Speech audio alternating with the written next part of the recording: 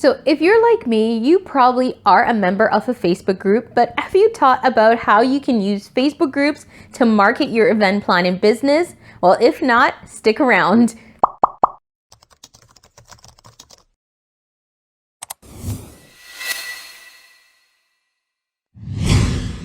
Hi, I'm Jody-Ann, founder of the Event Certificate, and I work with event planners and wedding planners to help them book more clients and double their revenue.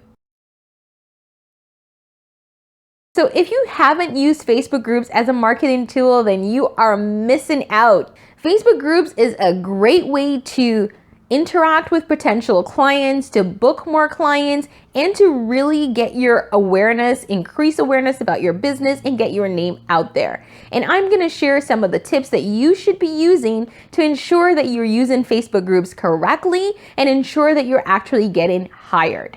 So the first tip that I want you to share is I want you to actually join groups with your potential clients. And I've spoken to so many event planners and wedding planners that say Facebook group marketing does not work. And when I speak to them and I dive a little bit deeper, what I find is that they're actually in groups where their potential clients are not. So they're a wedding planner and they're in groups with other wedding planners. Now, this is great if you're looking for someone to collaborate with or just to see what your competitors are doing. But your competitors are not your clients. So if these are the groups in which you're trying to get booked, get out of there right now.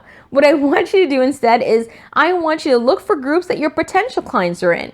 So if you're a wedding planner, you need to be in groups with potential brides. So anyone who's just became engaged and are potentially looking to plan their weddings and are just curious and asking questions, those are the groups that you need to be in. If you're a corporate planner and you're looking to work with partners within a specific industry. So let's say you're trying to work with real estate agents and you're trying to help them do corporate events, so their client events or seminars, workshops, anything like that. You need to be in groups with real estate agents, right? You need to be targeted. So ensure that you're in the right groups is tip number one. Now, tip number two is I want you to provide value. I've been in so many groups where you see people just come in, they just drop what their service is, they drop a link to their website or their phone number and they are gone. I don't want you to do this. No one responds well to this. I want you to think of it like this. Your potential client, you should be speaking to them as if you're speaking to a friend. So if you're on Facebook and one of your friends posted and said, "Hey guys, I'm going to Las Vegas next week. Does anyone have any recommendations for hotels?" Would you just drop your name and a link to your website? Probably not. So I don't want you to do it with a potential client. What I want you to do instead is I want you to respond like you would respond to your friend. So you'd respond to them and say, "Hey Adam, I've been to Vegas so many times. I absolutely love it. Here are some activities that I really enjoyed, and here are the hotels that I really like staying at, and here are the reasons why." Right there, you're providing value and you're answering their questions. You're having a conversation like you would with a normal person.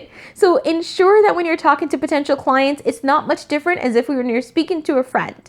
Yes, you want to keep it a little bit more professional, but at the same time, you do want to provide value and have a conversation, not just spam people and promote yourself. The third thing that I want you to pay attention to is that I want you to actually use the value added content as a way to build your client list. So it's great that you're providing value. That's what I want you to do. But the next thing I want you to do is I want you to share resources that answers a question, but also helps to build your client list. And this is how you get hired. So if you answer that question about Vegas, you could say, "Here are a couple of hotels that I really enjoyed staying at, and here's why." And then you could also add, if you're looking for a list of preferred vendors, I do have a list on my website that you can download for free of all the vendors that I personally work with or places that I've stayed that you might enjoy outside of the top 3 that I've recommended, right? This is a great way to get them off the group and onto your mailing list or to reach out to you, right? So don't try to make it shady. Don't just drop your link. Don't just run away, and don't just ask them to PM you for the answer. This is not transparent at all and it makes you seem even more scammy. So use those 3 tips in your Facebook groups and I promise you will see more clients coming your way. And if you haven't already subscribed, I want you to go ahead and do that right now. Hit that subscribe button so you can get notified of my weekly tip videos to help build your event and wedding planning business. And since we're on the topic of Facebook group, if you're not already in my Facebook group, head on over. The link is below this video where you can join. You're going to be joining over 2,500 other event planners and wedding planners, and we share daily tips on how to build your business to help you with any questions you might have, as well as we're your guide. We're not competitors, but we're your guide to help you through anything you're struggling with and help you to book more clients.